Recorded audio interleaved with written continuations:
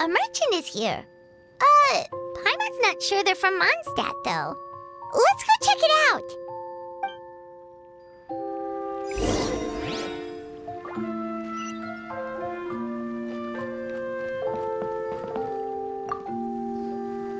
Hello there. The name's Atafe. I'm a traveling merchant from Sumeru.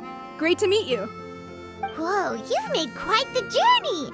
Guess news of our humble chef has already spread to all four corners of Tibet.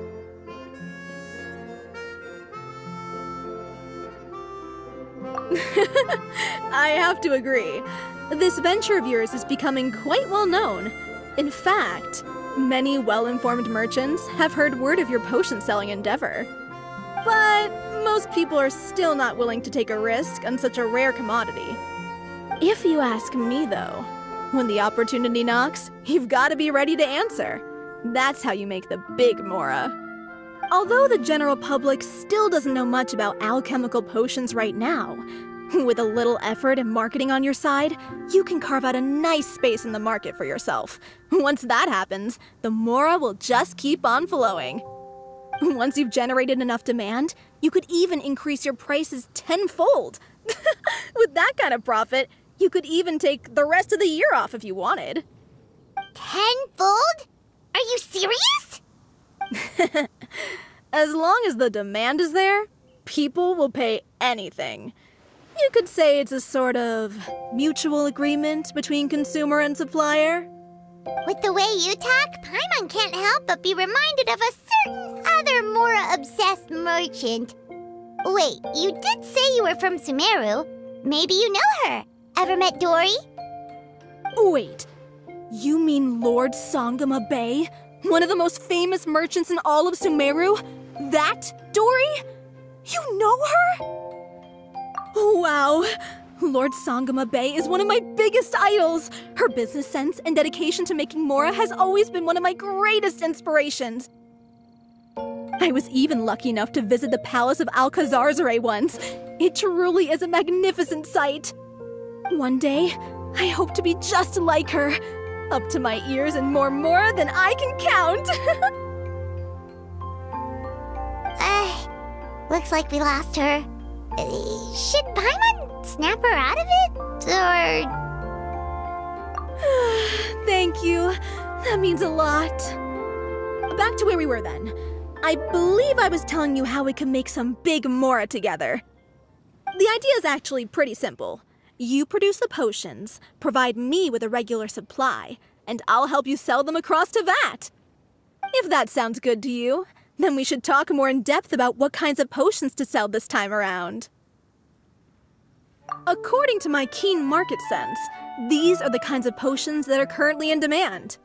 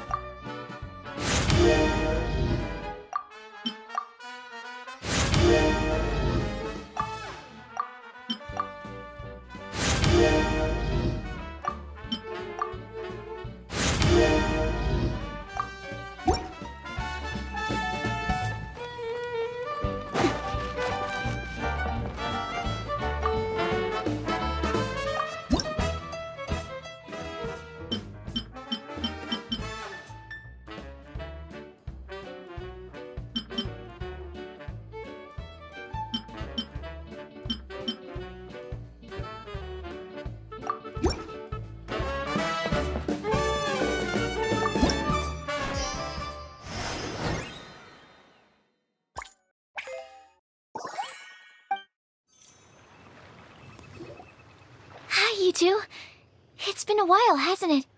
Oh, you're back! Wait, that must mean there's a new exam! Yep. It's time for the advanced exam. This one will be harder than previous exams, but I'm sure you'll do just fine. I'm sure you have nothing to worry about.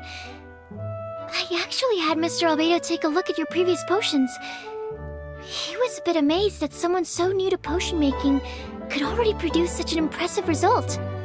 He even told me that, for someone of your talent, we could stand to set harder questions. Wow!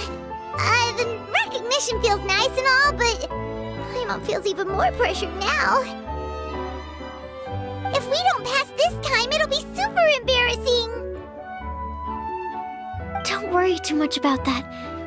Lots of things in life require a couple tries before you get it right. When I first started working as Mr. Albedo's assistant, all sorts of unexpected things would go wrong during my experiments. For example, when I was studying the properties of mist flowers, I accidentally froze all the equipment in the lab. I basically turned them into ice sculptures. Our precision instruments were nearly ruined beyond repair. Another time, I let a reagent boil for a little bit too long, and all the precious ingredients inside got charred to pieces. The smell was so bad, several nights passing by thought the lab had caught fire. Back then, I would get really hard on myself whenever things went wrong. But eventually I realized that in order to make new discoveries, you have to accept the risk of failure. A fear of making mistakes will prevent you from truly going after what it is that you want. You're absolutely right. Hey, you're actually really good at motivating people. It's just my experience talking. I've spent a lot of time doing research in the lab after all. Anyway, as long as you try, you'll learn something valuable from the experience. Alright, whenever you're ready, we can go ahead and proceed with the advanced exam.